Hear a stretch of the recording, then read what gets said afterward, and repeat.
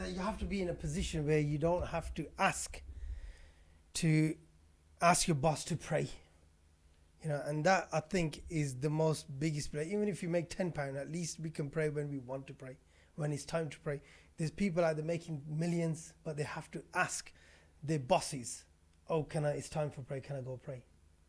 And it's so nice to be in a position where you can, we encourage everyone to pray. Tell them, make sure you pray. That is something that you can't put a price to, and I would never change that for anything. I don't think I could even ever do that. Going to someone and say, "Oh, can I pray?" It's pray time. This is at least, you start what you're doing, do what you got to do, and then get on with it. So alhamdulillah, it's good. Pays the bills. Okay, are we ready, Mr. Z? Yes. Everything's good. Yep. Okay, everything is on. Everything's recording. Okay. Actually, I'll let you know. I've got the questions in my phone, so if I'm looking through my phone, I'm not chatting to anyone else. I'm just looking at the next question. Fine,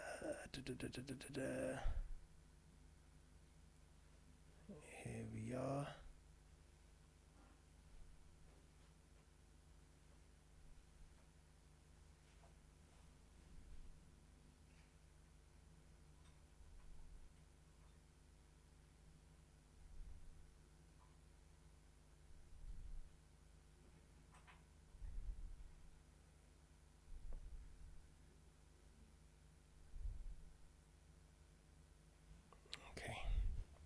Bismillah. Folks, welcome to a Fitpod, and today it's a very, very special episode, and it's an episode that I've always wanted to do for a very long time. From the streets of Birmingham to war zones around the world, from gang violence to counter-extremism, Shahid Butt's life is a story of transformation like no other. Once a young man caught in a cycle of violence, he later found himself on the front lines of global conflicts and even spent years imprisoned in Yemen. But rather than let his past define him, Shahid used it as fuel for change. Today, he is a Muslim life coach working with the youth to empower and educate tomorrow's generation. His first-hand experiences give him a rare and a powerful ability to connect with youth and on the edge, offering them not just a warning, but a way out.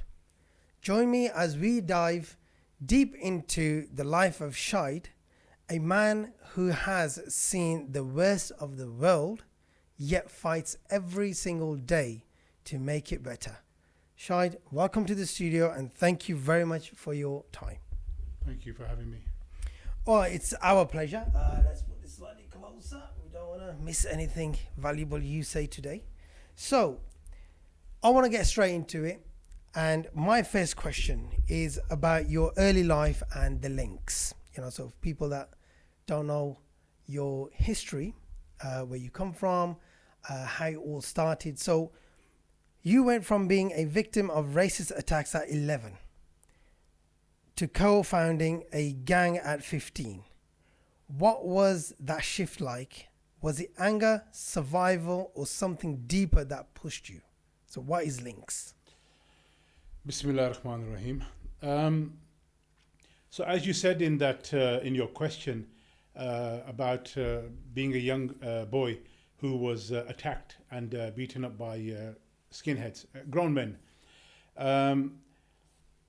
that was actually the defining point for me as a young boy. We talk about this fight or flight scenario, and that was where the whole concept of that fight came in. I realized very early that I'm not going to be a victim. But what that also does is that it sets a scene where, people, and I've had this conversation multiple times, that a lot of the younger generation don't actually understand or cannot perceive or even, put a mental picture in their head of how the streets of Birmingham used to be at that time and how they are compared to today. So sometimes some people find it quite, that is this guy sort of exaggerating? Was it really like that? Well, I'm telling you it was. And one of the reasons why I tell these, these stories or talk about these issues, is because in the work that I do with young people, they need to understand that their parents, their elder generation, their parents went through a lot of hardship and struggle. My story is not unique to me only. This is a story up and down the country where Muslims, especially Asians, had to go through all of this. So the Links gang as well, and I just need to clarify that as well. You see, there were some older guys than us. When I say older, they may be 3-4 years older. So that's, you can imagine, an 18-year-old doesn't really want to hang around with a 12-year-old. So when we were 12, they were 18. So there was that little bit of a gap. And originally, they were the ones that had already started this up, the Links. So we were a couple of years younger. And then when we came onto the scene, we just sort of took it to the next level kind of thing.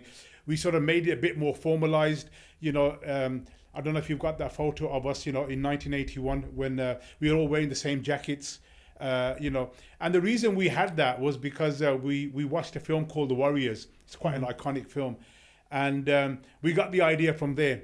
And there was a lot of similarities with us and the Warriors because the Warriors were one gang and the whole of New York was trying to hunt them down.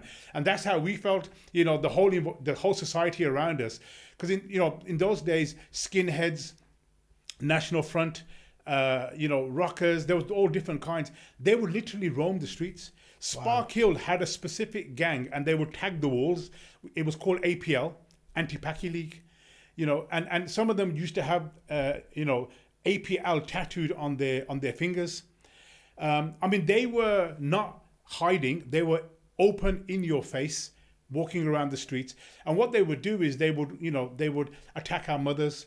They would spit on us, spit on the kids. The mom's taking the kids to the park and they'd come in there and they'd scare them and spit on them. So we came out of that. And we thought, you know what, we can't allow this to happen. Our community was under attack and we had to defend it. Now, obviously now when I look back, I've analyzed it and psychoanalyzed it, but at the time, it was just a reaction. Mm-hmm. It was just, somebody has to do something because the police are not anywhere to be seen. The police were just as racist as everybody else in those days. So we had to do something. So this sense of, like I said, we were just ordinary lads, and we just wanted to defend our community. We weren't trying to be a gang. We weren't gangsters. We didn't want to go around doing this, that, and the other, and get a name for ourselves. That didn't even cross our minds. It was just purely that it's not right. Our mothers, the little kids shouldn't be spat on, and shouldn't get robbed by these people, and that's what was going on. So when did you realize that? Okay, we need to kind of get together. And let's protect what we have? Or was it just like a spur of the moment, it just used to happen? Or was it like a proper thing that lads got together? So you know what? The coppers are not doing anything. Let's form a group and stop protecting ourselves. So, it wasn't like we sat down and we had a Cobra meeting about it. Yeah. You know what I mean? Yeah? We just kind of, it just happened. Because we were already, remember, I'm 11 years old. So as an 11-year-old kid, those of you out there who've got 11-year-old sons, can you imagine them getting, this happening to them and what their reaction would be? So I never had any older siblings. So it was just me. I had younger brothers and sisters, but I was the oldest. And my parents, typically, my dad was, working 14, 15 hours a day. He didn't really have much input in that sense. My mother was a mother, doing what she has to do and being a housewife and raising the kids and alhamdulillah, I have to say that my mother was probably more of an influence on me than my father. And that's not having a go at my dad. My dad was, he was working 14, 15 hours a day. By the time he gets home, he's just, he's cabbaged. And because he had to bring in the money. So a lot of the sort of principles that I had was from my mother. But to give you a scenario to sort of try to understand, if just imagine now you're a kid, 12, 13 years old, you're in school. So the school I went to was Highgate School, which is now Joseph Chamberlain, opposite Birmingham Central Mosque. And now just imagine it's home time. So all you kids have come out. We've got our school uniforms on. We've got our shirts hanging out and ties and, and regular kids. Just like normal school kids, yeah? And we've come out And a coach pulls up outside on the main road, opposite the school. This coach had basically a whole gang of skinheads. So you've got grown men who piled out of this coach with crash helmets on, baseball bats, and dustbin lids. And they've lined up across the road, and we are 11, 12, 13, 14, 15-year-old kids are coming out of this school, and and we're seeing this, and they're banging on their dustbin lids. Packies, F off you packies, get out of it, you know what I mean? You're dirty, this, that, like hurling abuse at us. Yeah. And it's like you can't imagine it today, I can't as well. For the kids in a school, I mean, obviously then, it kicked off and everybody was like, left, right and center. I mean, we're kids. I mean, we're not like, experts in fighting or whatever. It's just that because there was quite a lot of us, it just got into like a big skirmish. But then, alhamdulillah, some of the elders came. Yeah. One in particular, a couple in particular, but, I can't say their names because they've asked me not to mention their names. And these guys were like our heroes. Because I've seen these guys in action. One of them in particular, if I say his name, everybody will know him in Birmingham, yeah. He was not a one-punch knockout specialist. He was a slap knockout specialist. I've seen this guy, slap somebody and take him out, knock them out. It's like a cartoon. They kind of went flying in the air and they just drop down. And, in a way, that he was like my hero. He like a Superman to me, you know what I mean? And we always knew in the back of our minds that if push comes to shove and the heat gets too much, we've got the big boys that can come, the main links guys who are the big boys, they'll come and, but generally we kind of dealt with it. I mean, we had lots of iconic fights. I mean, I mentioned it in my other, talks. We've had some crazy stuff going on, but that's basically essentially what was going on at the time. And that was defining me of which direction I was going to go. I got expelled from school when I was 15 years old for fighting, which is quite bad. It was not really fair because the fight was outside the school after school hours, but a teacher happened to see me doing it and she literally shouted from the car, "Shahid, but I've seen you, you're in big trouble tomorrow." And I'm thinking, yeah, whatever. And literally I just got called up and the next thing you know, you're suspended from school and they just kicked me out. So I don't have any formal education. So how often were these fights? Was it like once a month or every day or just randomly they just turn up when you were least expecting them? One time, I mean, it wasn't like they weren't coming on a regular basis, in that kind of scenario to the school, but it was happening around us. Right. It was regular because they're walking around in the streets. Now you have two choices. You can either hide, cross over the road and don't engage, or you can engage. My dad would say to me, "Son, if you see a group of them, just cross over the road." And I'd be like, "But why? Look, we don't want no trouble." He had that kind of mentality where, we're just here to earn money and, we're blah, blah, blah and all that sort of stuff. But I was like, no, I live here. I have as much right to be here as anybody else. So I think what was going on was this transformation was taking place in my mind.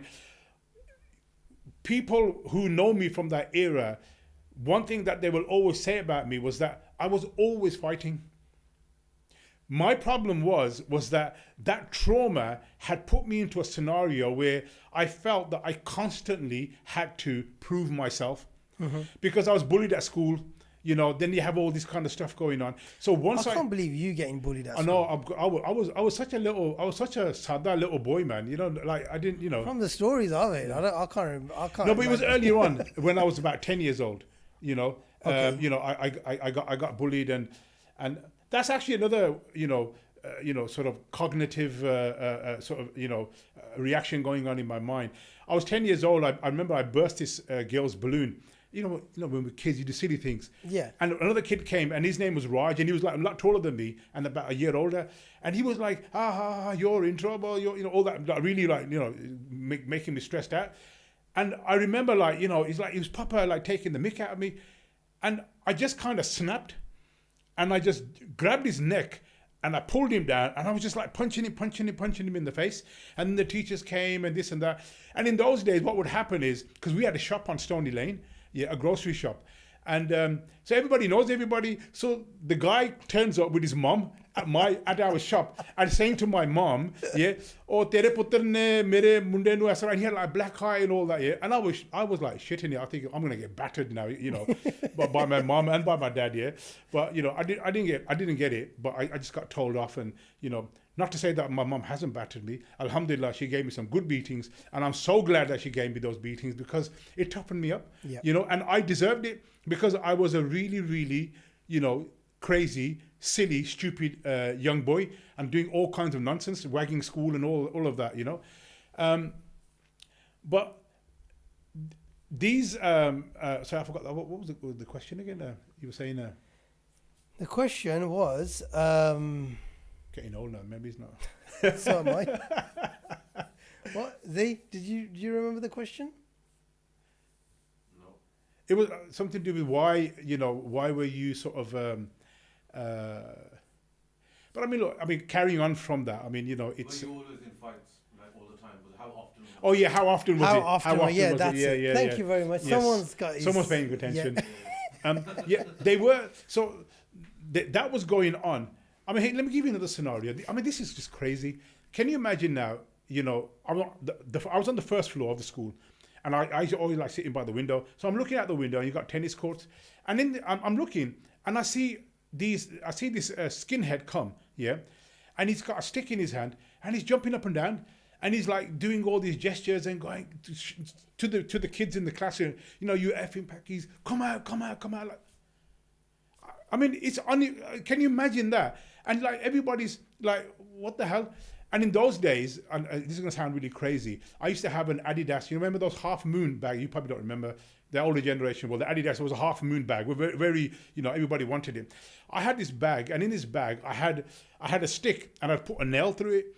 So when kids go to school with their books, I used to go to school with a stick, with a nail through it, because I knew it could kick off any time.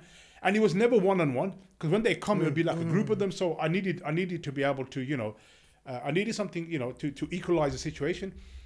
So I've like grabbed this stick, and I'm like, I got to go and deal with him. Because I was always that guy, that I have to be the one to deal with it kind of thing, My teacher's going, where are you going? And all this and that. And I ran out the class. I ran down the stairs. I've run across the playground. I've gone into there, and he's standing there, and literally we're like, like two gladiators in the tennis court. We're having it off with each other. He's swinging at me, and I'm swinging at him, and all the kids are looking, going, oh God, Shahid, you. Did you ever think not to be the first one to go? So what I'm doing here now, you're kind of going to get an understanding of how I even ended up in the places that I did. Yeah. My problem, or not my problem, but my default setting is, there used to be a running joke with my friends, that Shahid Butt has had more fights than people have had hot dinners, because every Friday after school there'd be a fight, and 95% of the time it would be me in that fight after school, just amongst everybody else. And I will tell you this as well, which is really crazy. Majority of those fights had nothing to do with me. You're my mates. You've got a beef with somebody. I'm like, no, I'll deal with it. I don't know why. I just used to do that. I always had to deal with it. Then I'll ask you afterwards whose fault it was. No, but I always had to. It's like I had to help people. It was innate in me. I was a friend.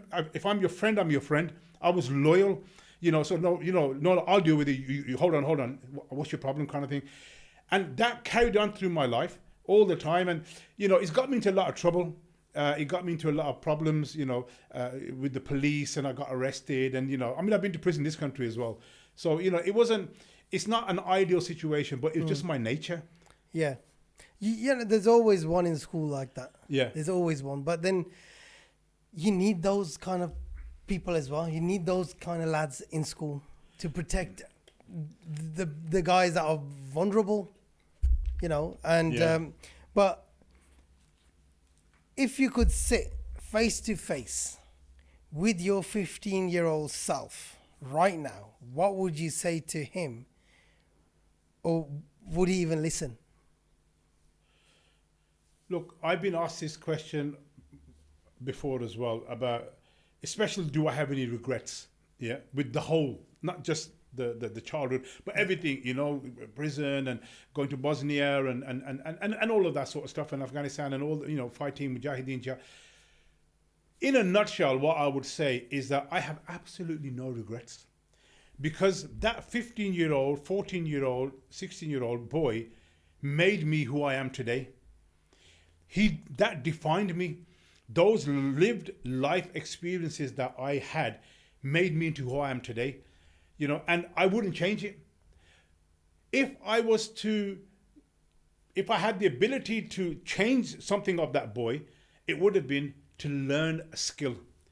Because I never learned a skill, as in so it's not a fallback, a safety net. I was completely uneducated. I have no skills. I've always had to suffer that. If I had a skill, like if I was a mechanic, or if I was if I was something that I could earn a living from, electrician or a builder or a plumber, then at least I could have earned a decent kind of living. That really, I suffered because of that. So that's the only thing. I'm not saying go to university and get a degree, but learn a skill where I can earn money from. Yeah, so I wouldn't have to rely on other people. But don't you think that if you had a safety net, you wouldn't have done what you did? Because you'd be like, okay, forget it. I need to kind of concentrate on what I need to make a living. Perhaps that is possible. Because you had no safety net, you just kind of full force ahead, just go where your mind's telling you to go. And that's why you ended up in Bosnia and Afghanistan, Yemen, and trying to help people and do what you got to do. No, don't get me wrong. I have worked. I did get jobs, and as everyone says, I do have the gift of the gab, and I can, I blagged my way into lots of jobs. For those of you who live in Birmingham, the Rotunda building, that used to be office blocks.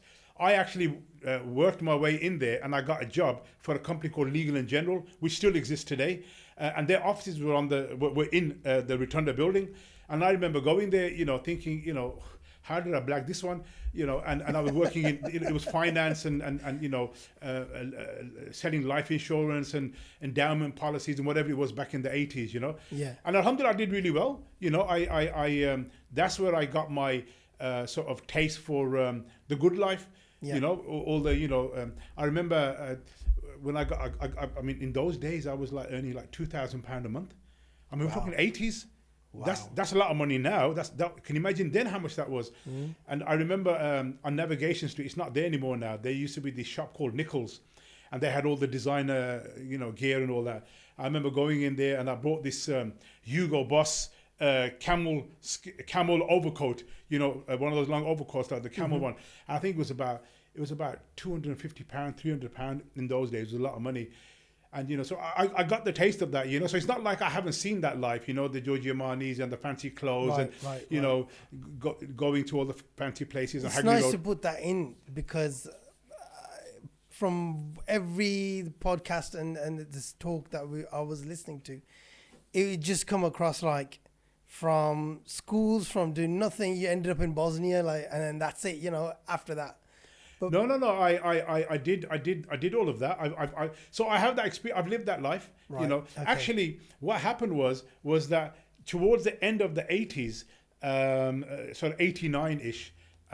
But before I tell you about that, there's one really major incident that happened, which started my political Islam kind of thing as well.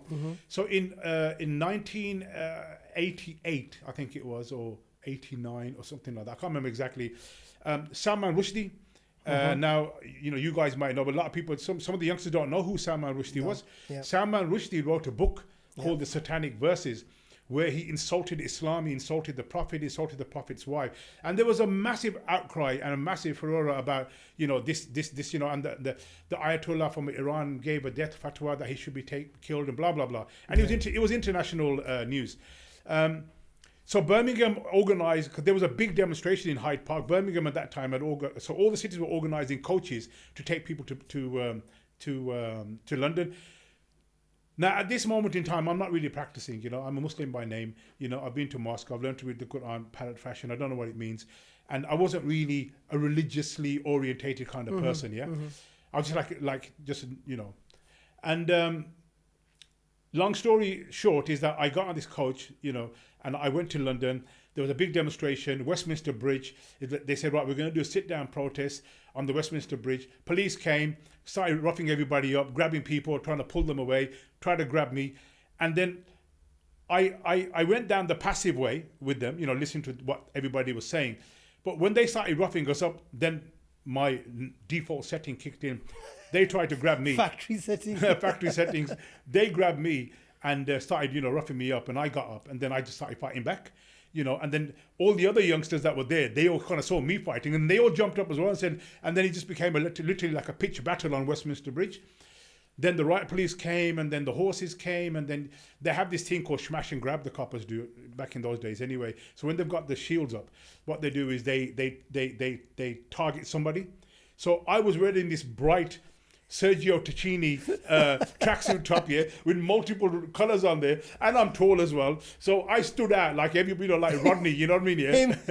Get him, yeah, the one with the colorful. So then what they do is they get close to you, they open up the shields, and then some of the coppers come, they grab you and they pull you in and they close the shield again. Oh yeah. So I got caught on that smash and grab. Smash and grab, Yeah, and they basically gave me a couple of digs. And they threw me in the back of the meat wagon, took me to Westminster Police Station. So when I got there, there was lots of others who had been arrested as well. So as they're processing me, they're trying to sort of take me out the van, and they're twisting my arm up here to put the, to make, because I wasn't handcuffed when I was in the van, but when I came out, they wanted to put the handcuffs on, and I resisted, and I wouldn't let them twist my arm, and I was like laughing at them. Is that all you got? Is that all you got? You can't even twist my arm. And then I heard one of them say, and this is very profound because it really changed, it really hit me deep. He said, this effing part-time Muslim, let's get a pork sandwich and shove it down his throat and that'll teach him a lesson. Really? So I've gone in now, I've been processed, they put me in the cell. There's a couple of other lads in the cell as well, yeah. They were like really stressed out, yeah. And I sat there and I thought, what did he mean by a part-time Muslim? And what's with the pork sandwich shoving it down my throat? I ain't got a problem with anything else, but hang on, this pork, that pork bit joke was not. It was inappropriate. But even the part-time thing here, I'm like, what do you mean? I thought I was a full-time Muslim. So I'm like, hold on, what do you mean part-time Muslim? Yeah. So that really started this reflection in my head. And when I was in that prison cell, all the other people, they were all like, oh, what's going to happen? What's going to happen? And this is the first time I ever did this. And I don't know why, because like I said, I wasn't even practicing that much in that time. I didn't really know anything about Islam. And things just came into my head. And I just went, everybody say, Allahu Akbar. Yeah. And I just started shouting, Allahu Akbar, Allahu Akbar. And then all the guys in the cell started shouting, Allahu Akbar, Allahu Akbar. Yeah.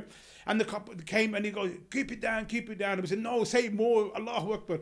Now, this was really strange for me because I've never done anything like this before. But it's just that, it's as if something possessed me and came and said, just say Takbir, Allahu Akbar, Yeah. And then that gave a lot of the guys solace and they became a bit more, felt a bit more stronger. Yeah. And then, anyway, we got, so that was important because that was where the political change came and where I started to understand about how much they hate Islam and how much they hate Muslims. Before, I always thought it was because they hate Asians. Now I realize it was more than just Asians. It was to do with Islam, to do with Muslims. And then I started telling people this and they thought I was crazy. Oh, Shahid, but another conspiracy theory, here we go. And it's been proven true today. Look what's going on. So that was where that kind of change took place. And that was when, things started to move more into a more kind of, I asked myself this question. What am I going to do with my life? I'm just going to go around like a dog chasing his tail, from on the streets to working in this big office, earning loads of money, wearing designer clothes, going to Liberties on a Wednesday night, on Hagley Road. Those who know, yeah. It's not there anymore. It's not there anymore now. It's called Akbar's now. Yeah. Living that kind of, hedonistic lifestyle. And I thought, what the hell's going on? And that was when I sort of started to think, but then I thought, I thought, okay, I'm a Pakistani. Let me look into my culture. And to be quite honest, I didn't really Pakistani culture didn't attract me. You know, I didn't. I couldn't reconcile myself because I saw too many contradictions. You know, and I'd have this argument with my parents and with family. You know, I say, look, I don't see the difference between Hindu culture and Pakistani culture. Yeah. All the stuff that you're doing, you know, is like, you know, and I understand because obviously, you know, Pakistan's only 75 years old. Before that, it was all Hindu culture. Everyone's together, you know. yeah. So I saw, you know, when we get married and with our Rasam Rawaj and all this, I'm like, you know, the little bit I started learning about Islam, I'm like, what's that got to do with Islam? You know, why are we doing all this sort of stuff? And because I grew up watching Bollywood movies, Amitabh Bachchan and all that sort of stuff here, so I saw all of that culture, and then I thought, but that's not my culture. Because we're Muslims, we don't do all this, you know, sort of stuff here. So I became very conflicted. So I moved away from culture, and I thought, let me look into Islam. And alhamdulillah, you know, that's when I really started to look into Islam in depth. Alhamdulillah. And what would you say to, or let me say it this way, how are today's Asian gangs different to what you guys did? Because what you were doing, it was the right thing at the time. But today's lads, if you ask them, they think that they are doing right for today's time. But for some reason, we see this today, like, what are you doing? You know, did you ever have that? People say to you, like, lads, what are you doing? Just leave it. Just don't interact with them. Just leave them. Like we say today, like, lads, just leave it. Don't worry about it, like, kind of thing. But you see the youth today. And it was a prime example as well, like last year when the riots were supposed to come to Birmingham. All the youth that we say drive up and down, do this, do that, they were there. They were there to protect, you know, our community. So how different was it back then, what you did, compared to what these guys are doing today? That's a really good question. And that last point that you made is a very, very important point. And I don't think you can really understand the depth of that point that you made. But it needs a bit of an in-depth answer. Yeah, I can't just give like a soundbite answer. What you've got to understand is that we were doing what we were doing not because out of choice. We did it because we had no choice. It was either fight or die kind of scenario, you know? Because again, people have to understand, in those days, where Birmingham Central Library used to be, yeah, it's now like a big restaurant or whatever it is, that used to be the epicenter of all the gang fights. So all the racist gangs used to come there, and then all the Asian gangs, because by this time now, more gangs had popped up, like the Panthers and the Dragons and the Redheads and the Afghans. So even though there was a bit of rivalry between us, but when it came to the racist gangs, we'd all come together. And Birmingham City Centre by the fountain, that was the epicenter. And there were some major fights used to happen there. I could tell you stories about that all day long. But that was, so we didn't do it because we wanted to be gangsters. It just we were in that situation, we had to deal with it.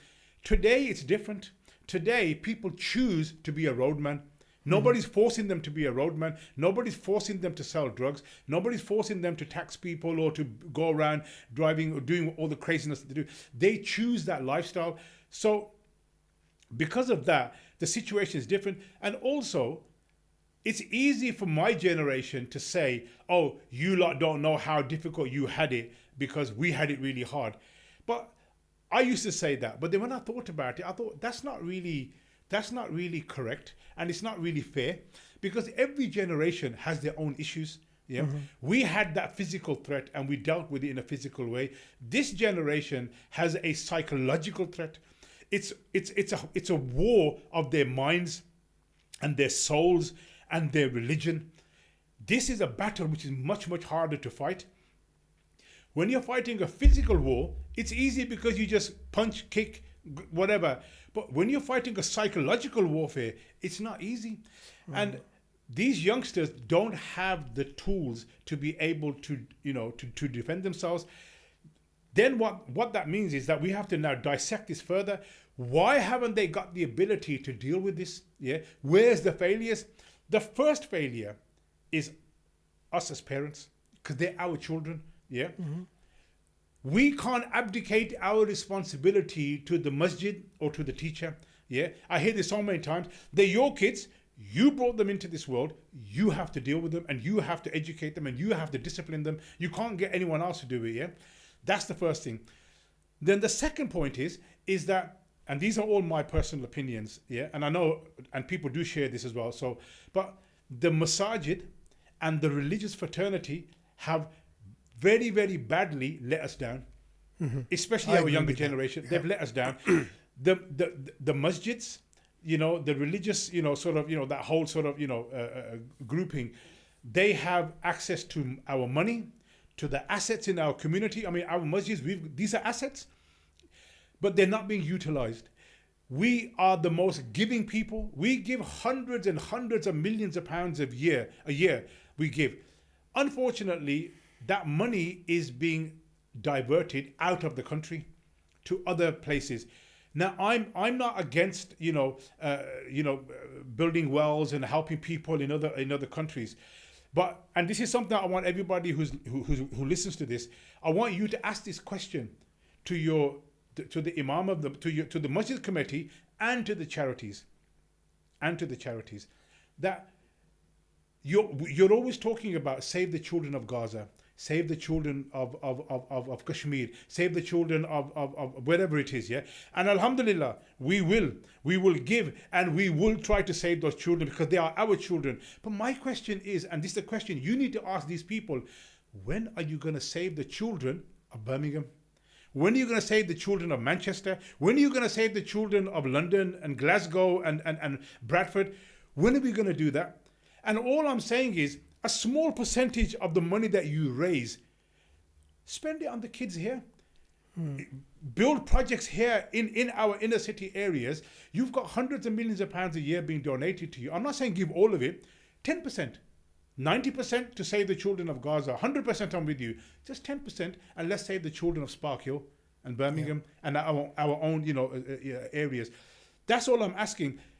You won't believe the amount of hate and the amount of, what are you talking about, this and that? Nobody wants to give for local projects. I said, have you ever asked? And I'm going to ask on this podcast that, leave in the comments, yeah, do you think that masjids and charities should be allocating a certain percentage of the money that they raise to help and support the next generation here, by educating them, by opening up their facilities to them, by providing them facilities? And I don't mean just table tennis and playing snooker. I mean, we need more than that. Yeah. You've got the facilities, you've got the money. Why are you not doing it? Absolutely. I mean, I was talking to Z earlier, and it's so hard to get hold of people to come on the podcast from the masjid community, like imams and stuff, and just talk about, you know, the problems in our communities, how we can rectify, where we're going wrong. There's so many things we could talk about, but nobody wants to come forward. I'll tell you why.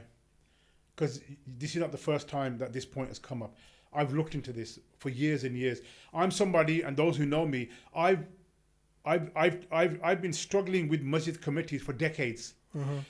This is how far back it goes. In 1990,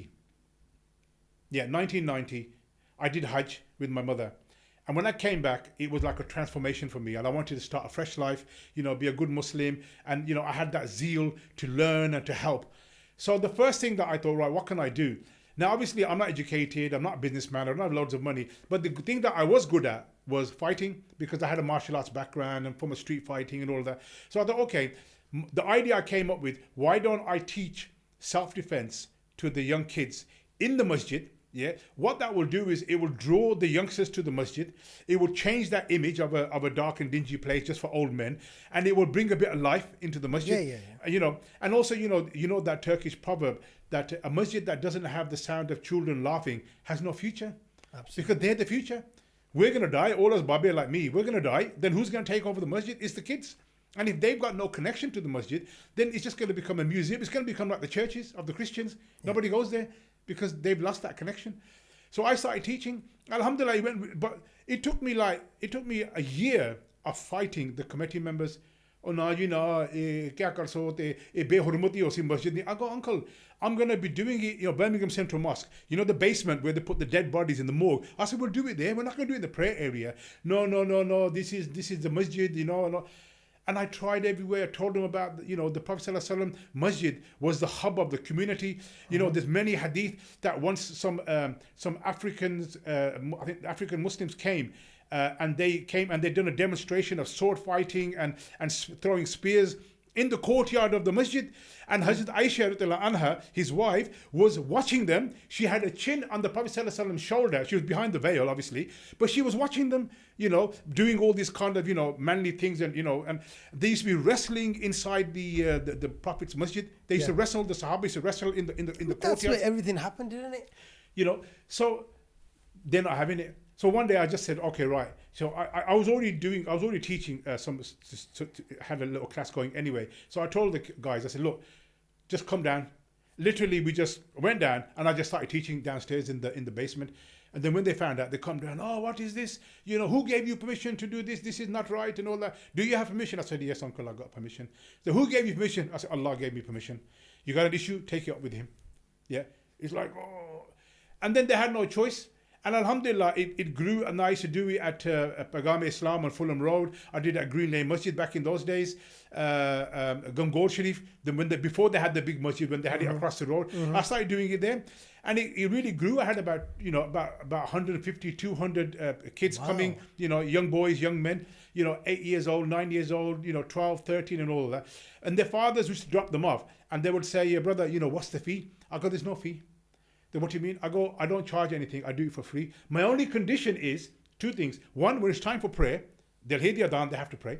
Yeah. And secondly, after every session, we have a Q&A about Islam. Ask me any question you want. Not that I wasn't a scholar, but they're kids. What they're going to ask me, you know, it's not that complicated. And if I didn't know the answer, I'll say, look, I'll come back next week and I'll let you know. And that was my... That was the most of the time. Next week.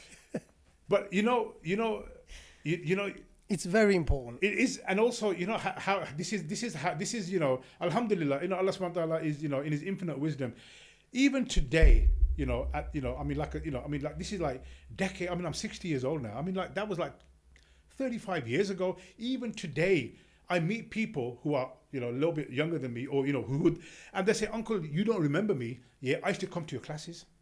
Yeah, when I was 8 years old, 9 years old, and you used to tell us to pray. Yeah.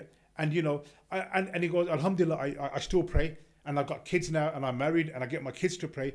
Bro, that's a sadaqah jariyah for me. You know, can you put a price on that? You know what I mean? If they had given me money, I would have lost my reward. Now, in the akhirah, I'm going to keep on getting that sadaqah for every one of their generation that prays, is because, you know, he said it himself. He goes, you encourage us to pray. You know, I was the guy, you know, in those days, we used to go to the gym. I was really into the gym in those days and doing a lot of training with this place called Chic Physique. Those who don't know, it was like, you know, it was the place to go. And I had a good friend of mine, and we used to be there, and we had these T-shirts made, and it was property of Allah, yeah, and we had XXL, you know, a property of Allah. They're still around, you know. Yeah. Well, we came up with them first. I'm talking, you know, in the 90s. Yeah, my friend, he used to make bodybuilding clothes, so he made some of those T-shirts, and me and him used to wear it. You know, there's a bit of a story behind that as well, because we used to like do, you know, we were like, you know, benching, and all of a sudden this guy started shooting up on his bench, and I'm thinking, yeah, I don't understand. You know, we got to about, I think the maxed out in those days was probably about 4 plates, you know, like 1 rep, 1.5 assisted, yeah. But, you know, we were doing really good, and he just started repping them out. The Maca, yeah, I couldn't, and years and years later, I found out, yeah, he was on the gear. There's me on roti, salan, pie, you know, and all that, yeah. We're eating the same food. We're going to the same gym. We're doing everything the same. What are you doing different that I'm not doing? Years and years he told me, he goes, bro, I went on the gear. I go, why didn't you tell me, man? You know what I mean? I'm glad he didn't, because, you know, but yeah, it was funny, that one was. But, you know, moving over to the war zones that you've been to, right? Most people see wars like Bosnia or conflicts in Afghanistan on TV. You actually went. What was the moment where you thought, I can't just watch this, I need to go? So, in the early 90s, now I started to, I was on this journey to become a better person. So one day I was at the Birmingham Central Mosque, a Friday after Jummah. I came out of the mosque and there was a guy standing outside with a big cardboard box, and he was giving out video cassettes. The younger guys won't know what video cassettes are, yeah. We never. Prior to CDs and USBs and all that, it was like a big VCR. You put that. It's like a brick, and you put it inside the VCR. So that was our entertainment. We used to watch all the Jackie Chan films and all the Drunken Master and all the films on those VCRs. And so he gave me this video cassette, and the title of the video cassette was Massacres in Bosnia and Croatia. So I'm like, first of all, what's Bosnia? My geography wasn't very good. I didn't know. So I remember I actually went to the library because there was no internet in those days, and I got a book on world maps, and I was looking up Bosnia and Croatia, and then I found out that it was like it was Yugoslavia, and then Yugoslavia had broken up, and it became these independent states. So a couple of days later, I didn't watch it straight away. A few days later, I put it in, and I watched this video. And this video, you would not even be able to show it today. Wow. You would only see it on the dark web. This video was like a visual recording, like of the genocide that was taking place in Bosnia at that time, in 1992 onwards. It had video footage of dead bodies. It had video footage of women who were pregnant and had their stomachs cut open because the fundamentalist Christian Serbs who were doing that had a bet, is it a boy or a girl? People don't understand the depravity of what these people were, what the Muslims were going through in Bosnia. People know about the rape camps that were happening in Bosnia, but they don't know is that there were children rape camps as well. Because what they were doing was that they were psychologically traumatizing the people of Bosnia, and especially the kids, because the kids are going to grow up to become adults. So the trauma and the torture that they did on them, and there were so many other things. Things that boggled my mind. Because don't forget now we're kind of used to hearing these things, but this is like 30 plus years ago. Yeah, exactly. And I'm like, how do you reconcile in your mind when you see footage of men's genitals that have been cut off? They would to see if you're a Muslim. Obviously, new Muslims would be circumcised. Mm-hmm. Yeah. So when they stop you at the checkpoint, this is the kind of barbarity that they would do. Yeah. Because they wanted to spread absolute fear and chaos amongst the people. Yeah. Which is what they did. And then we all know about the genocide in Srebrenica. Right under the nose of the United Nations. So this really, really psychologically hit me for six. I was dumbfounded. Now, don't forget, I'm not a shrinking violet. I've come from the streets. I've been stabbed. I've been beaten up. I've been jumped. My head's like a bloody, Atlas A to Z with all the stitches I had from steel toe cap boots from the skinheads and getting jumped and getting bricked in the head. But I was not ready for this. Wow. I emotionally could not, deal with this. And I'm like, what is going on? And because of the way I am, because I have this very instinctive behavior, and I'm straight to the point. The first thing that came into my mind, I have to do something for these people. I've got to help them. Within 2 weeks, I found out about a charity organization that was going to Bosnia. What the plan was that they were taking 6 coaches over filled with aid to Bosnia, give the aid out, and then bring refugees back. In those days, you could do that if you were a charity. You could bring refugees back. I know it sounds a bit crazy now with all this anti-immigration stuff that's going on, but in those days, you could do that.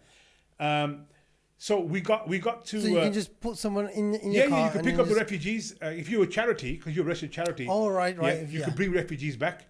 Without any paperwork or without anything, and then they just get the paperwork done from here. They get the refugee status when they come here, kind of thing. Yeah. In Birmingham, most of the Bosnian diaspora is, especially the elder generation, are people that we brought back, who are now still living here. Oh wow! Alhamdulillah. We got to Croatia, we got to Zagreb. It's a long story, but the border was closed. They couldn't get into they couldn't get the aid into Bosnia, so they decided to distribute it on the border. Mm-hmm. I got into a bit of a strop because I had made the intention that I want to go into Bosnia to hand out this aid. So I said, okay, whatever. I wasn't too happy. But then while I was sort of, mooching around Zagreb, because what it was, they'd hired this big building. So all the different Muslim organizations were based in that building. They had a little prayer area and, there's like a coffee shop outside. So I'm sitting in this coffee shop, sitting there. And I told a couple of guys that, look, I need to get into Bosnia. What do I do? They said, like, we can't get in, the borders closed. And one day somebody comes up to me. I was sitting there drinking coffee, and this is about 2 days later. And he goes, see that guy over there? He's a private charity, a private guy, and he's going into Bosnia. He goes in regular. So I went up to him, started talking to him. He was a guy from London. And I said, what's going on? He goes, yeah. I said, how are you going to get in? He goes, well, I've got local Bosnians and Croats here that are going to smuggle me across the border, and his truck. I said, that's fantastic. I said, can I come with you? He goes, yeah. He goes, I'm going on my own. So literally over that cup of coffee, we made a plan. After Fajr, we played Fajr. I jumped in the truck with him and we drove across the border into Bosnia. I mean, that's a whole, it was a crazy, drive, and Sounds something that should have taken like 3 hours to get to where we want. 3-4 hours took us like a day and a half, because we had to keep diverting. We'd go down one road and then the locals would come out, don't go down there. That got taken last night by the Serbs. It's too dangerous. You go this way, and there's no proper war zone. Mad crazy stuff. It was no sat nav or whatever. You just got to wing it as you go along. Yeah, I hope you don't take a wrong turning. Then we got into central Bosnia, into a place called Travnik. And then, we prayed in the masjid, spoke to the imam, said, look, we've got this aid, where do we give it out? And he said, there's a school that's been converted into a refugee center. So we drove there. We spoke to the people there. They said, fine. They gave us a classroom. We took all the aid out. They were already in bags. And then they lined up all the mothers and their kids. And then I was given the job of handing out the food packs. So, I'm standing there by the door, and they're coming one by one, and I'm handing out food packs, Did all of that. All the food packs were given out. And, I had this moment of euphoria, because I was quite chuffed with myself that I've done something worthwhile in my life. Because considering that, I was a bit of a failure as far as my parents were concerned. Because, Asian parents, Pakistani parents, mera putter doctor banega, mera putter engineer. And I didn't become any of that, So I became just basically getting in trouble with police and getting into fights and all that stuff. So I kind of felt, from the streets of Spark Hill, I've ended up in a war zone in Bosnia, and I'm doing this good work, and I've done something worthwhile. But my happiness was short-lived, because when I came out of the classroom, there was still a long line of mothers who hadn't received anything. So I had to walk past them.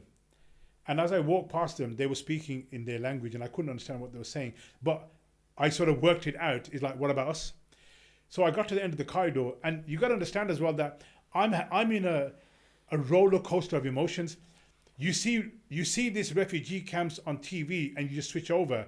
But when you're actually there, and you smell the stench of death, and you hear the screams of children, and the desperation, and you look into people's eyes, and they're just dead. They're like walking zombies. And you see the fear and the hunger. And, I thought I was a tough guy, but that just broke me in half. It broke my heart.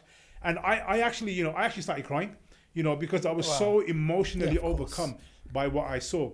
And again, going back to how Shahid is, my default setting, factory setting was, I'm like, so what do I do now? I got no money to give them. I've got no food to give them. What do I do? And the default setting was, I'm going to have to fight. So I stayed, and I joined the Foreign Fighters Brigade. They had a Mujahideen brigade, and I joined the Foreign Fighters of the Bosnian Army, their brigade, the Mujahideen. And I was there for a few years, but I used to come and go, for a couple of years. And then during that period of the 90s, I also went to Afghanistan to do further military training. And I was there when the Taliban was there as well. So I saw all of that, what happened there. So how were the Talibans? Because obviously what we hear about them here on the media, and you experienced them firsthand, what were they like? Were they very strict like we get told, or were they like, just... So when I first went to Afghanistan, the Taliban weren't in control. Then it was being run by different factions. And one of them was run by Gulbuddin Hikmatyar. The people who know will know who he was here. He then later on became the Prime Minister of Afghanistan. And so the Pakistani Mujahideen, yeah, because they were connected to the Kashmiri Mujahideen, because I've also been to the border as well with Kashmir. I tried to get into occupied Kashmir, but I was rejected. I found out later why I was rejected. I remember they said to me, they go, Abu Hamza Bhai, which was my kunya, Abu Hamza Pakistani, was, this is like later on. I said, they said, you know what, they won't let you cross over the border into occupied Kashmir. I go, why? He goes, you're too big. I go, what do you mean? He goes, it's a very perilous journey through the mountains, yeah? And he goes, anyhow you slip and break your ankle or something, Adibadi Lash, who's going to pick you up? Yeah, it's going to take 10 people just to carry you back down the mountain. And that's why, and when I thought about it, most of the Mujahideen they used to go across, they were all short guys, but very fit. Yeah, they were short, fit, very agile. They're like mountain goats. They go, they're not going to let an ox like you. You do that, you're a bloody liability.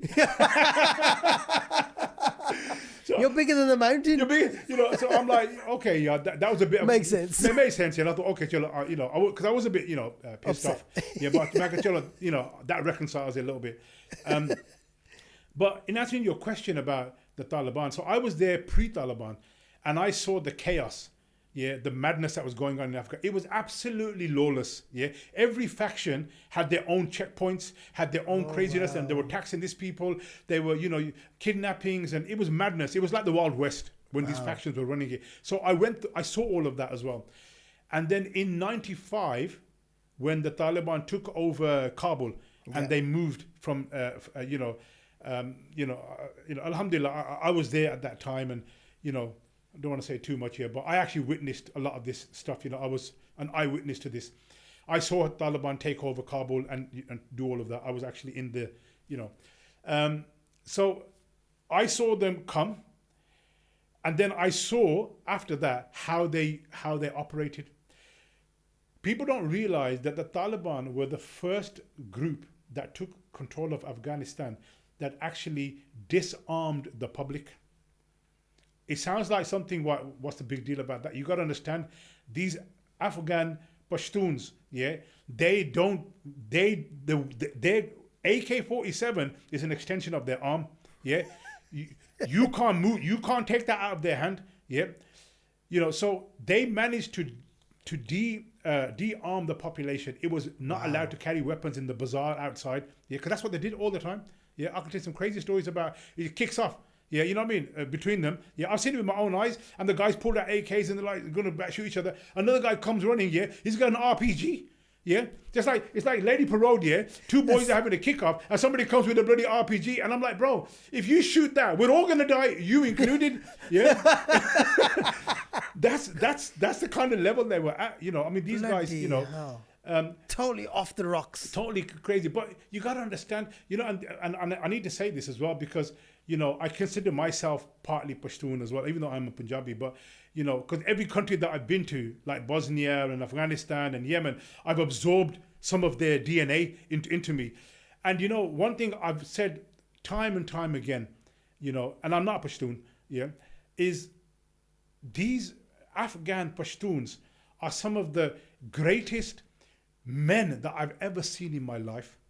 Honestly, I'm telling you, I'm not being paid to say this here.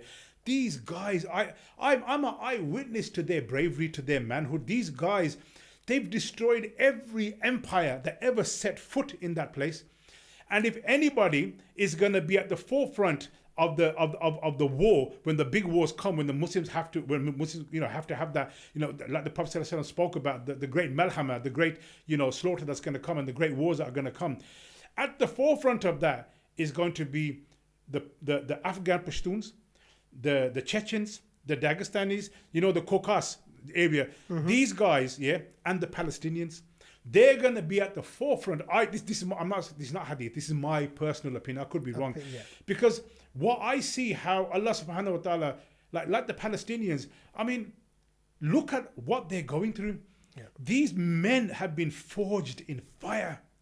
The Afghans have been forged in fire. The Chechens and the Caucasus people have been forged in fire.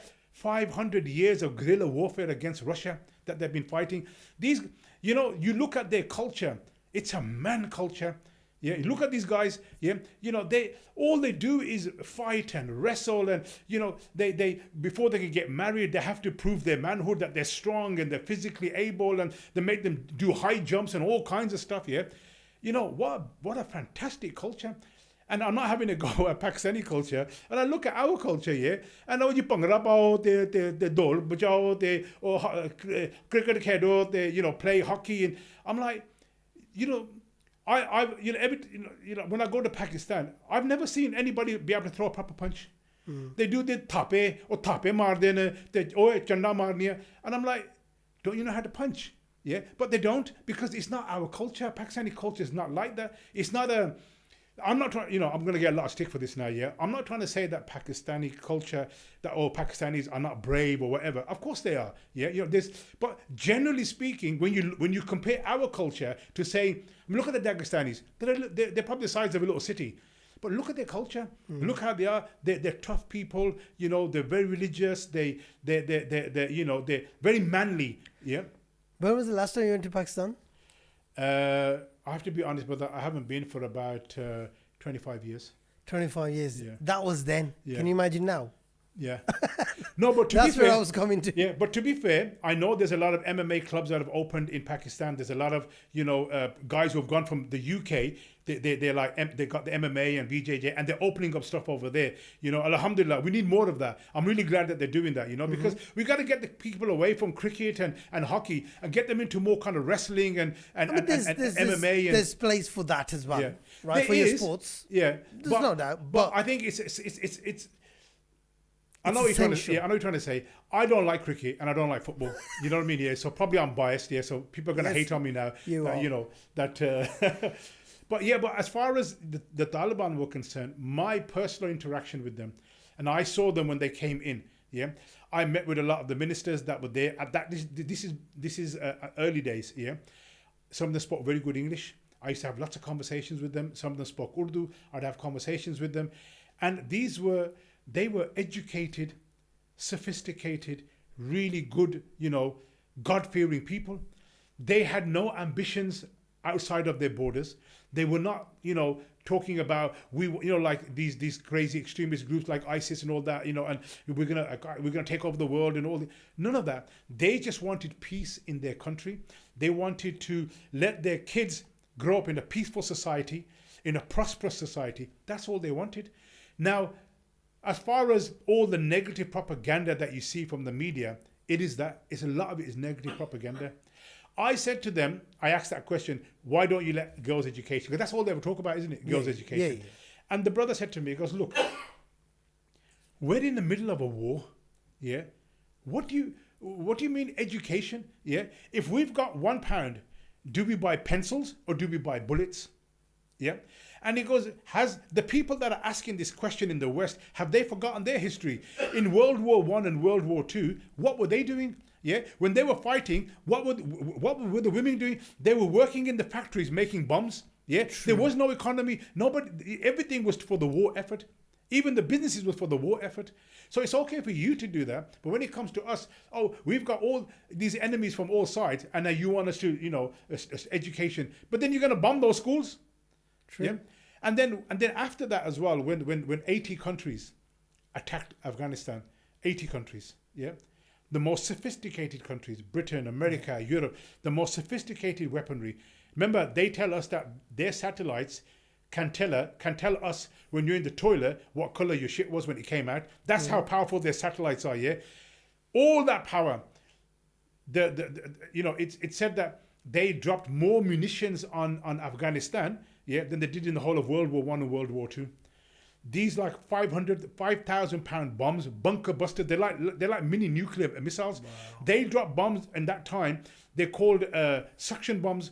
Basically, they drop them, and what it does, it sucks all the oxygen, the air out. Yeah. So anybody within a 20, 30, 40 meter, whatever radius here, they're gonna get taken out. So they used to do that when they were hiding in the mountains, in the caves, to suck all the energy out. That's the kind of barbarity, and that's indiscriminate. That's not targeted, that's indiscriminate, yeah? But what was the consequence of that? After 20 years of throwing everything that they had at it, trillions of dollars, 180,000 troops, all these countries. What happened? They put their tail between the legs, and they replaced the Taliban with the Taliban. That was the sum total of all their efforts. They went to take out the Taliban, but they replaced it with the Taliban. So what was the point of all of that?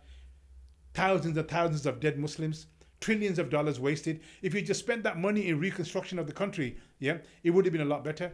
Today, Afghanistan, I mean, a few of my friends have gone over. One of my, he was on the other podcast with me, Mozam Beg, who's a very good friend of mine. He went over to Afghanistan and he's going over it again now. He's in Syria at the moment. He's going back after 12 years. He's another soldier, bro.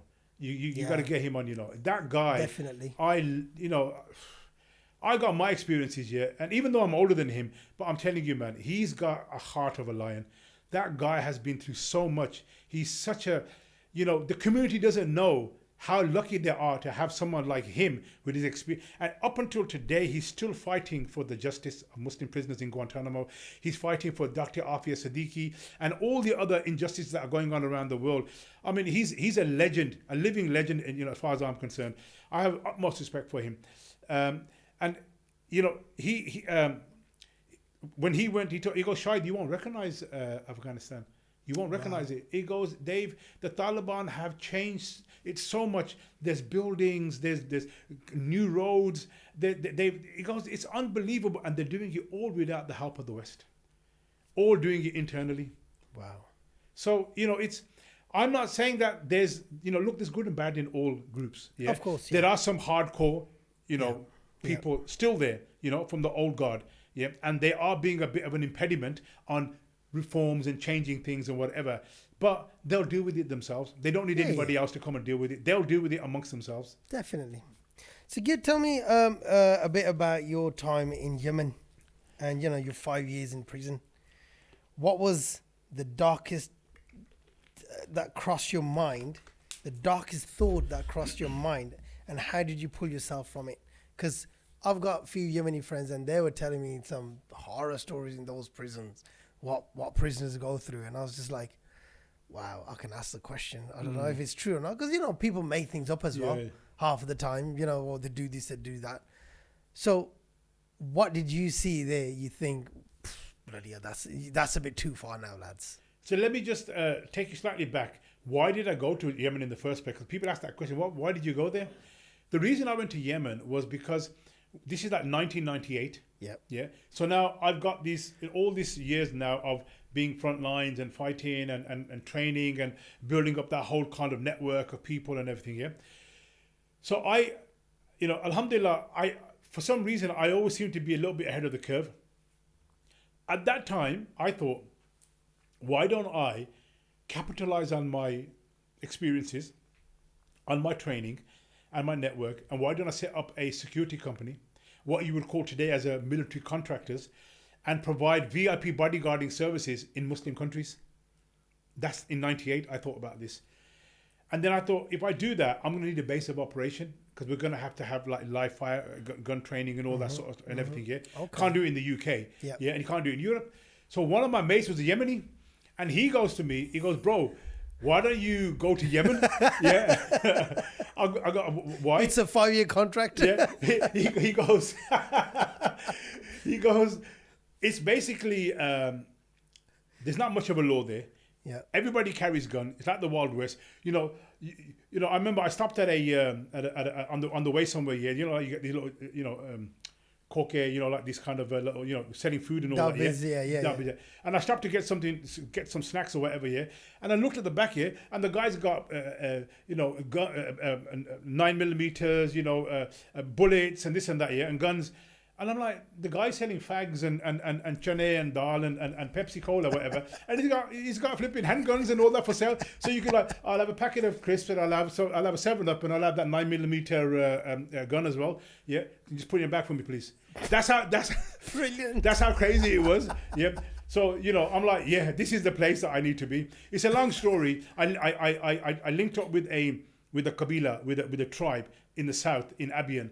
And I met up with their sheikh, they call Sheikh Mushtaq, the sheikh of the sheikhs, yeah.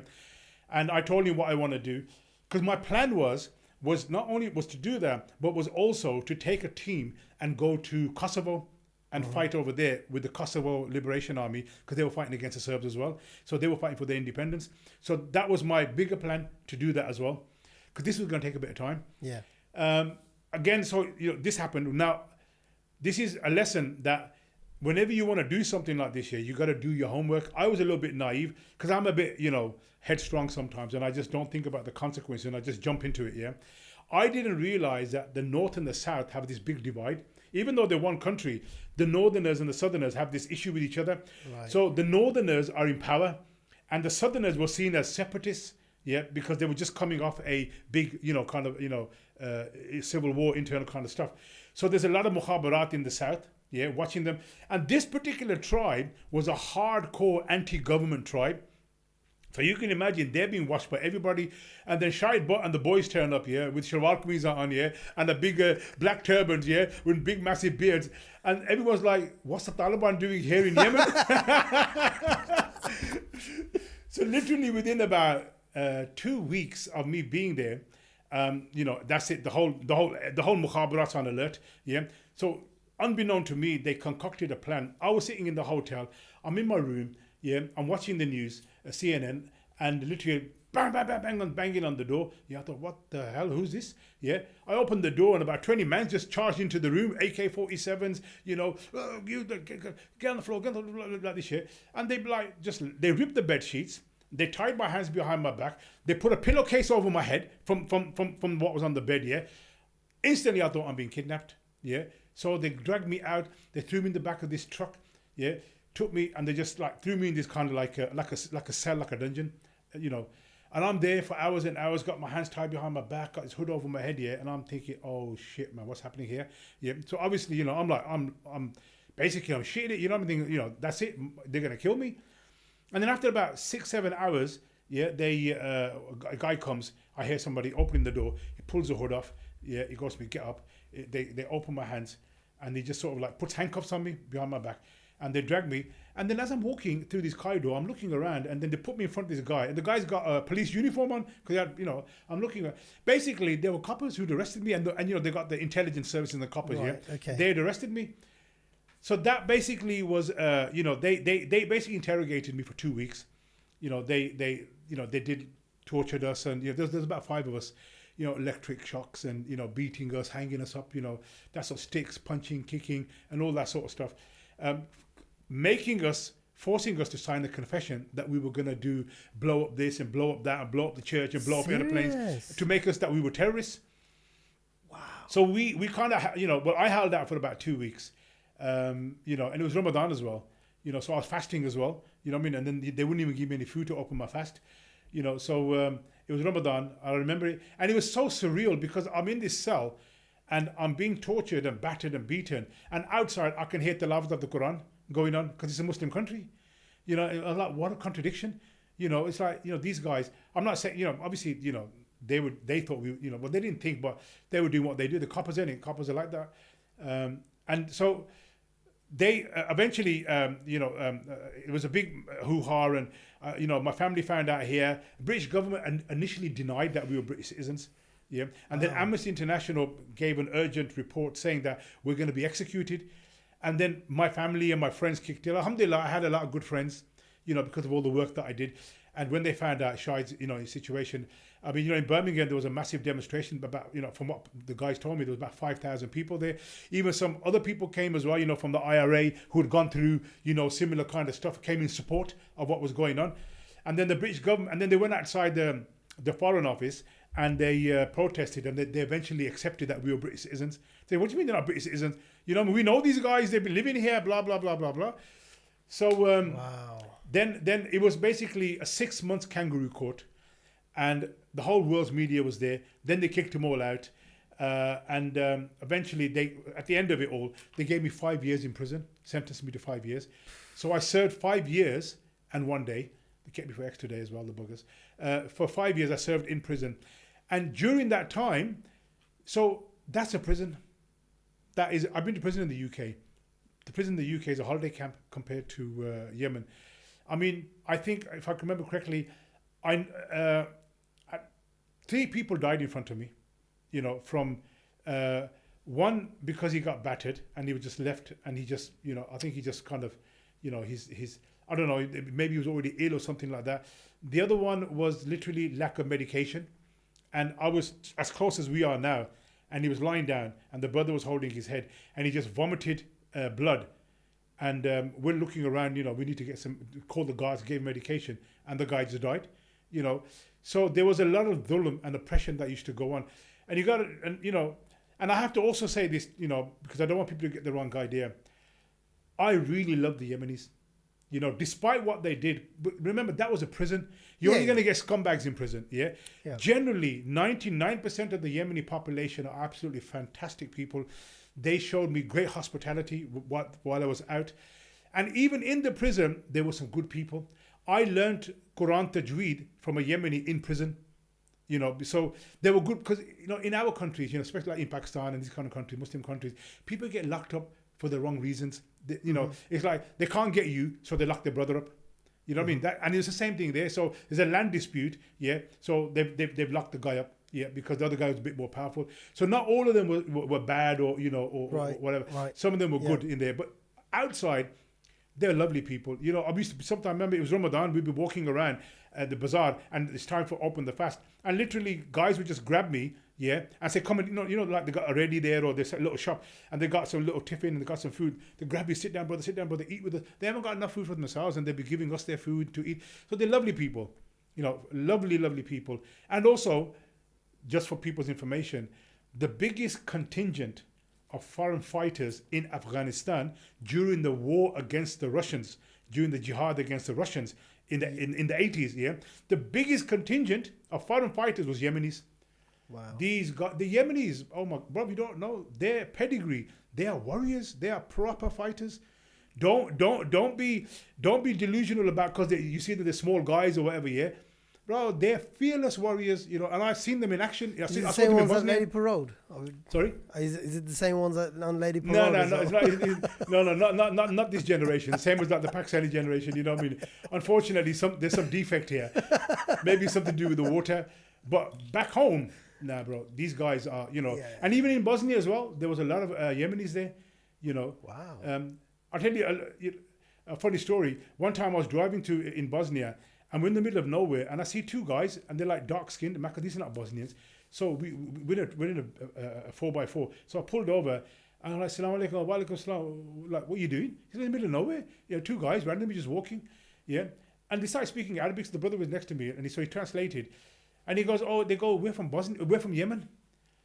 Bro, these guys had walked from Yemen. What? They walked from Yemen.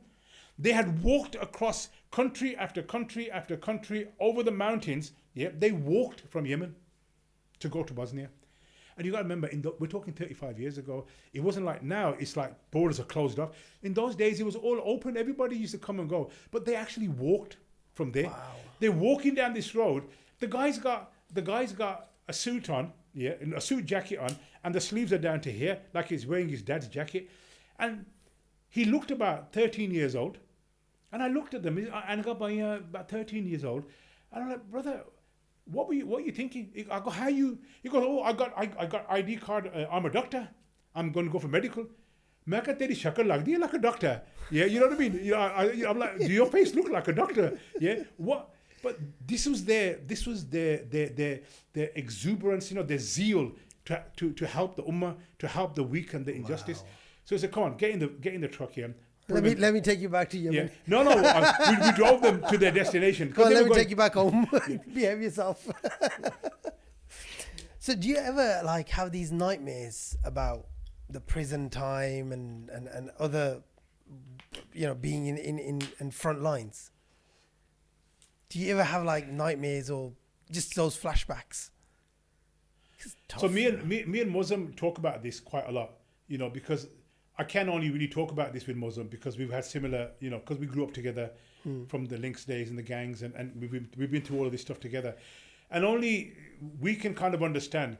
And we know we've got PTSD and we carry a lot of trauma, and that trauma has defined the way we react. Yeah, the difference is that we've come to terms with it. not by going to any kind of medication or psychologist or the biggest way that we've dealt with it is through Islam. Yeah. Islam has been the center point for everything that I've done in my life. Everything is to do with Allah and Islam that has given me the ability to do and be and say what I am. There's nothing special about me. And I don't say this because I'm trying to be modest, but quite literally, there is nothing special about me. I'm just a normal guy from the streets of Spark Hill. And you know, in Punjabi, you know, there's the saying that Ki Allah Mehrbaan te Gada Pelwan. Yeah. And I just see myself as that Gada that Allah subhanahu wa ta'ala has just, you know, shown a bit of mercy to and allowed me to have these experiences. Otherwise, you know, I mean, you know, what's so special about me? There's thousands of people out there that are, you know, they can speak better than me. You know, they got more money than me. They've got more personality than me, you know. So this is not about me. So because I've never made it about me, so that's why I've dealt with all of this. But people say to me a lot, yeah, even my family, why do you always have to be the one that has to get into that issue? Why are you always the one? Why can't you just not get out of your car? Why can you not just turn around and walk the other way? I think because of all of this trauma, I just can't do it. And because of what I've seen, for me, it's not a movie, it's real life. While people out there are debating about, do you put your hands here? Do you put your hands there? He's a Wahhabi, he's a Brelvi, he's a Sunni. Bro, we are being annihilated. A genocide is taking, in this country, our children, our daughters, our sons are apostatizing from the deen. They're becoming atheists. Yeah. The girls are leaving Islam. The boys are leaving Islam. And the ones that are in Islam, yeah, they're confused. Their beards down to here, yeah. They got hijabs on. They're sitting in shisha lounges, doing the hubbly bubbly, and then exchanging numbers with each other. And then we all know what goes on in those places. I don't need to tell you, yeah. You know, so while I think because of all of what's happened, I can't let it go. You know, I can't, yeah. When I see something wrong and injustice, I have to speak, and it's got me into so much trouble. So for me, it hasn't been something that has debilitated me. It's something that's actually enhanced me. Mm-hmm. You know, so I've turned it around to benefit me rather than to, you know, paralyze me. Yeah, no, definitely. Now that you're working with, because we're short with time as well, you work a lot with the youth work now. And you've gone from a gang leader to foreign fighter to a prison inmate and now to someone who prevents young people from going down that same path. What was the exact moment that flipped the switch for you? So I wasn't a gang leader. I was just part of a gang. I was just, you know, there was other guys as well, you know, and there was older guys, as I've said before as well. So I wasn't the first person to do it. I just have my own personal experiences, which I'll be talking about. Mm-hmm. When I came out of prison in 2003, okay, so prior to that, I've always been involved from the 90s working with young people because I was kind of young myself then as well. And I'd got onto the deen. And so I was very into dawah. You know, I mean, you know, I was really big into the whole dawah scene in the 90s. I used to go to Speaker's Corner in Hyde Park in London. And we had a Speaker's Corner here in Birmingham. A lot of people don't know that. You know, where St. Martin's Church is, there used to be like these spiral stairs. It's all gone now, and underneath there was that camping shop called Oswald Bailey's, and outside that was like a meeting point, so all the people would go there, Muslims and Christians and every denomination, and there would be these like discussions about, you know, this and that. So I used to go there to sort of sharpen myself up, you know, get a milk crate and stand on it, and then we talk about Islam and, you know, and this and that, and get into these kind of backwards and forwards with the Christians about the Bible and Quran. So I was always involved in that, and I was always involved with young people. There was you know, organization at the time called the Young Muslims, and I used to do a lot of like mentoring and go and do talks for them and stuff like that. Obviously, because I've been to Bosnia, so you know, it was I had a story to tell. But when I came out in 2003, it took me a couple of years to find my feet because I was quite, you know, I was a bit in the wilderness because now I've got this tag, this guy, terrorist, yeah, family. Not immediate family, but family, friends, keep away from him, you know what I mean? He's guys, you know what I mean? He's a hot property It's a at hot the property. moment. We don't want to get lumped. This is now post 9/11, so nobody really wanted to get aligned or tagged with me, you know. And in the early days, I was watched by MI5 and all that sort of stuff. They used to be sitting outside my house. I just give them a wave, you know, which I understand why, because obviously, you know, I've come out of prison. They want to know what I'm up to. So it took me a couple of years, because now I'm financially zero. Yeah. You know, I've got no job. Remember, I don't have any skills or education. So I was just wandering around from pillar to post. No one's going to give me a job because of my background here. I got no money to do a business. So I was just like, you know, Wow. I was just backwards and forwards.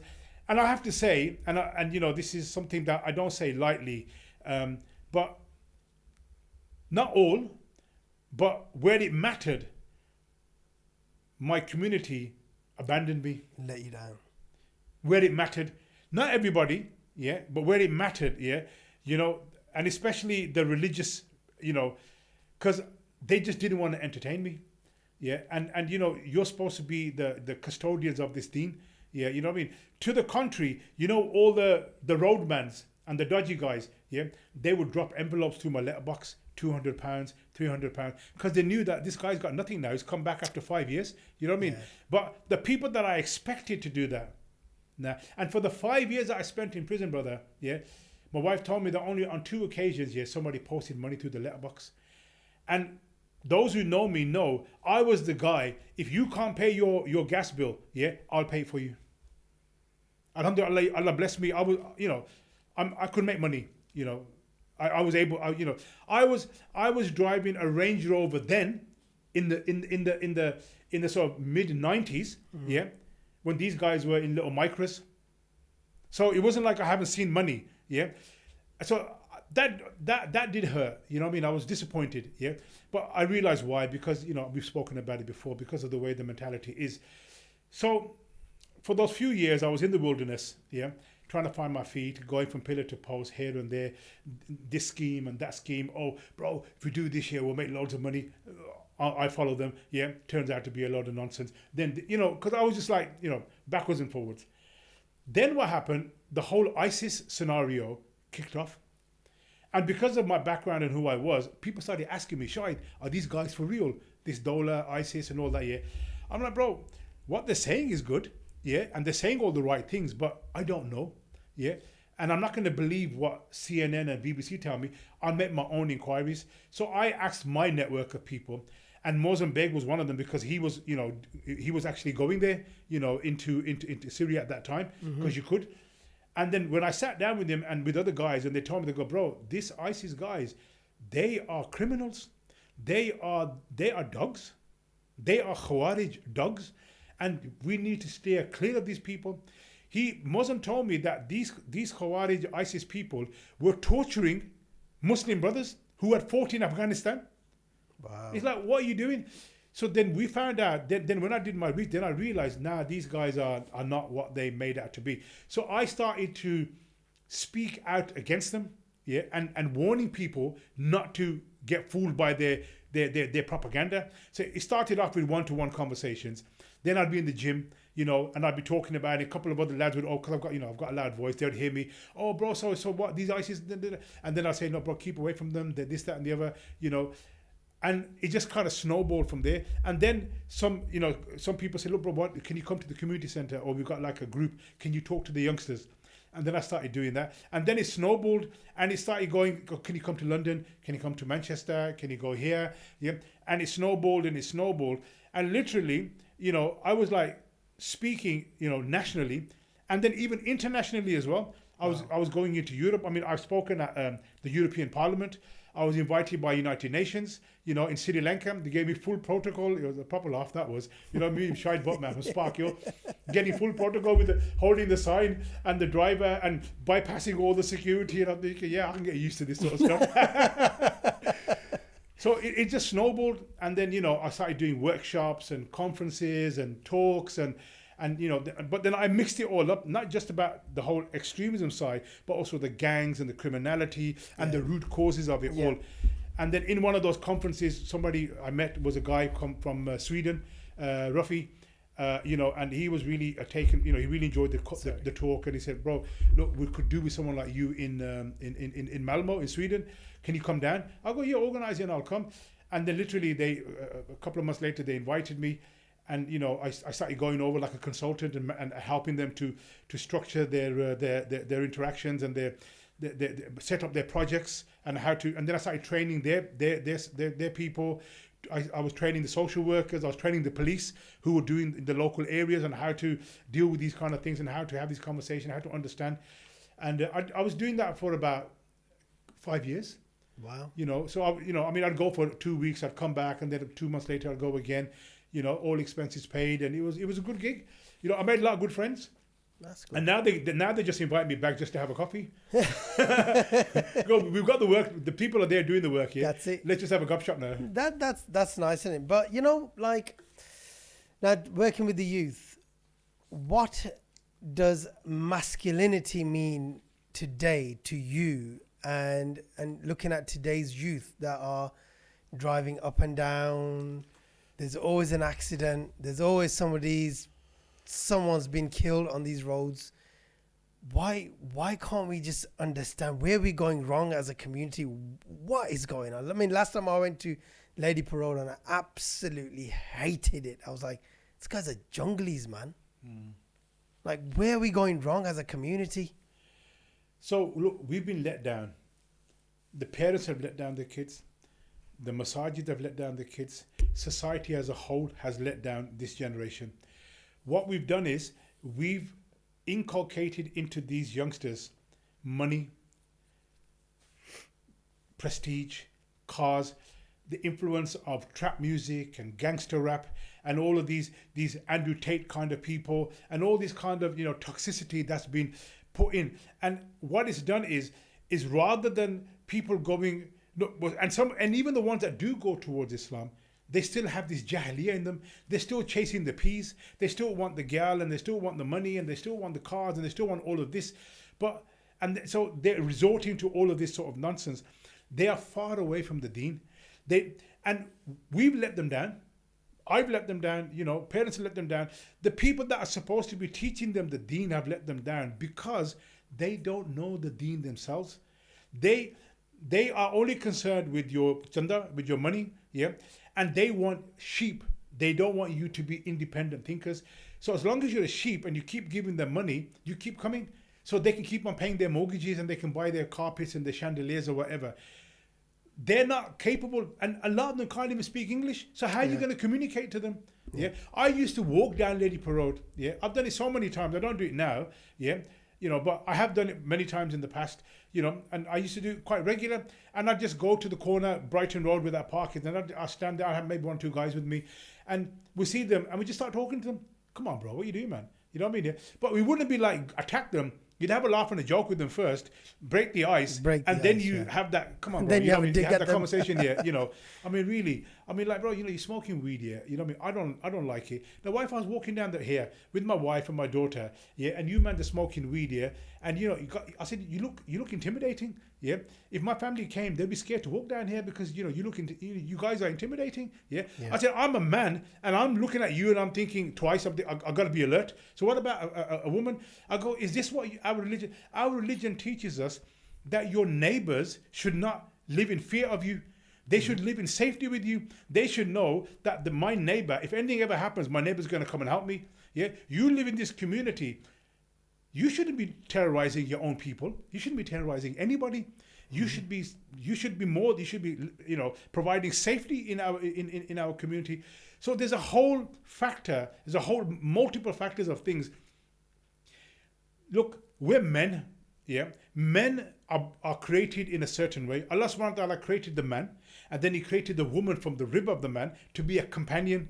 Yeah, so let's not mince our words. All this, you know, feminism stuff and all that. Yeah, equal rights and this and that. Yeah, equal rights. I get it. Yeah, in its own respect. But in its own way, I can't give birth to a woman, to a child. Yeah, I can't but a woman can. So in that respect, she has a higher status than me because she can give birth. I can't. Yeah. And in the same way, you know, the Prophet ﷺ said that paradise is under the feet of your mother. And then the Sahabi asked again, and then who? He said, your mother. And then he said, and then who? He said, your mother. And on the 4th time, he said, your father. So a woman is 3 times higher in honor and respect than the man. So the woman's status is higher than the man. Paradise is at your mother's feet. which is why I always say to the youngsters, kiss your mother's feet, hug your father, respect your parents, because these youngsters need to understand, if you don't respect your parents, you are a failure. For the rest of your life, you will be a failure. I'm telling you, mark my words, you will never succeed in anything if you don't have the blessing of your parents. When I see what these people do, I mean, my mother passed away, many years ago. When I see, because I do, I'm in that world, and even with domestic violence as well, I see what happens with, with these women, and, it's just, that's another story, I mean, it's shocking, what's going on. That's another episode in itself here, but what's going on in our community with, with domestic violence and grooming of our children by our own, from their families. If I start telling you, brother, people are gonna be shocked. We've got some time if you want to shed a couple of stories about a friend of mine, the grooming, because the thing is, the reason why I ask is a lot of people deny it, that no, it's not happening in our community, or this is all a lot of crap, but it happens. I've seen videos of so-called religious people, so-called, I'm not going to tarnish all of our religious fraternity, because I know there's extremes in everybody, where he's actually justifying in that video, he's saying in Urdu about, with young boys, that it's okay, even trying to give it a religious justification, Wow. When I saw that video, I was shocked. Not that I didn't already know about this, and again, I have to emphasize that this is a small case minority, but and not all are like that. I have a friend up north. He's a clinical psychologist. He does a lot of similar work to what I do as well, and so when cases like this, whether it's extremism or these kind of abuse on children or whatever come, he is the one that does the evaluation of that person for the sentencing purposes. And he's told me multiple times, because we sit together sometimes and we chat and whatever. He goes, Shahid, if I tell you the kind of cases that I've had to deal with, where Pakistani families, Muslim families, where the father with the daughter, the brother with the sister, the uncle with the niece, you can work out the rest yourself. And exactly what your reaction is like, bro, what are you talking about? He goes, I can't give you too much details. He goes, but I deal with these cases and it's in the strictive. I'm just giving you, a roundabout way. I'm not giving you anything specific here. He goes, this goes on. He goes, he goes, the girls, basically getting gangbanged. They in some alleyway somewhere, they throw a mattress on the floor and there's a line, and these are Pakistani Muslim boys, and she's a Pakistani Muslim girl that this is going on to, and my mind was just like, I'm like, what the hell? Is this the level that we've gone to? But like you said, it's all brushed under the carpet because we can't deal with it. And I'm sorry, but until we as a community come out and deal with this, and the Maulana Sahib speaks about this on the mimbar, stop this nonsense. And I don't care if but it's only a small case. Bro, I don't care if it's one case. That's somebody's daughter. That could have been my daughter. That could have been my sister. One case. It's too much. It's too much. We have to self-regulate ourselves. We have to deal with our own internal issues. And if we don't talk about them, if we don't come out and speak, if we don't have the courage to talk about it, because I'm going to get hate for this. You'll see in the comments. I'll get hate. But this is our mentality. Why are you hating on me for, bro? Hate on the bloody pedo who done that shit. Hate on him. Curse him. Why are you hating on the messenger? But this is the mentality that we have, not everybody, but we have that. But this conversation needs to be had.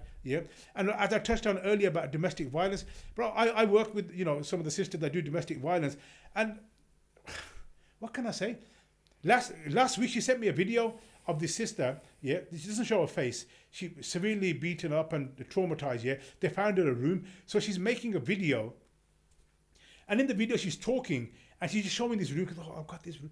And she's whispering. She's so traumatized. She's making a video. She's away from her persecutors, but she's still so scared. She's not even speaking loud on the video. Oh, this is my room. Thank you, sister. You know, look, I've got this bed here now, and I've got this cupboard. And you know, thank you to all the people that helped. And jazakallah. And her voice, I was fuming. Why is my sister so afraid? What's the point of my biceps and my MMA and my BJJ and I'm this and I'm that and I'm a shutter and I'm a shooter when our sisters are not safe? What's the point, bro, of all your money and your cars and your wealth and your businesses and your big chest and all your what's the point if our sister is not safe? As we say, it's lanat on all of that, yeah? If our sisters are suffering this kind of trauma, yeah? And what kind of a man raises his hand to a woman? He's not a man. He's a male, but he's not a man. Yeah. Yeah. And it's with this ferocity and with this conviction that we have to speak about this issue. I'm sick of this pussyfooting around, you know, and you know, trying to be all diplomatic and political. Bro, forget all this. Yeah. We need to get to the root of the problem. Yeah. And we need to be harsh, and we got to deal with it. Yeah, these males need to know, and if you've got them in your family, you need to deal with them. And that's the other thing. We know who they are in our families. We know some of them, but they cover them up. Just like, you know, the drug dealers. We know who the drug dealers are. We marry our daughters to them. We invite them to our weddings. We glorify them. Why? Because he pulled up in a in an S-Class or in a Bentley or in a Rolls Royce or a Ferrari. Yeah. Oh, whatever. Yeah. Their moms know what they do, but nobody says boo to them. So, because the thing is, they pay for the bills, they pay for their mortgage. Well, they don't have a mortgage, but you know, it's been all paid off. Exactly. So, goes back to the parents. Yeah. We allowed this to happen.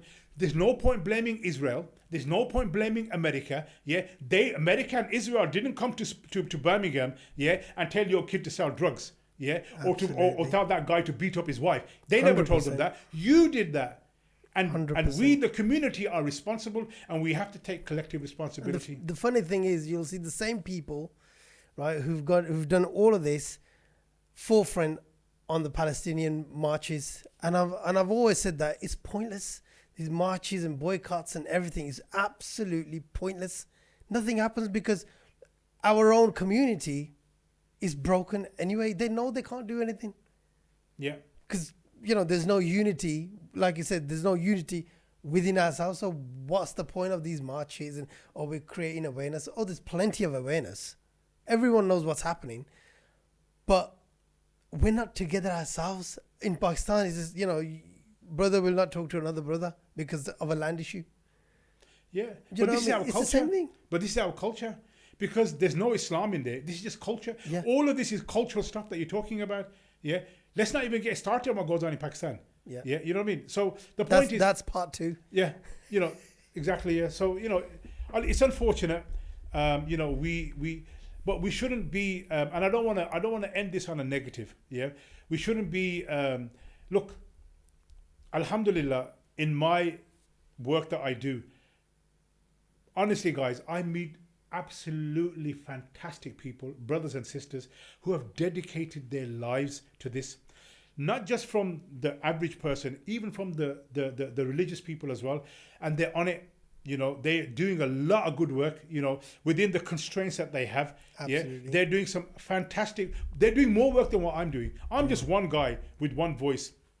These guys have got, some of them have got masjids, they've got madrasas, and they're really doing, considering how difficult it is and the pressures that they get from our own, especially the old guard, mashallah, they're still doing a lot of good work.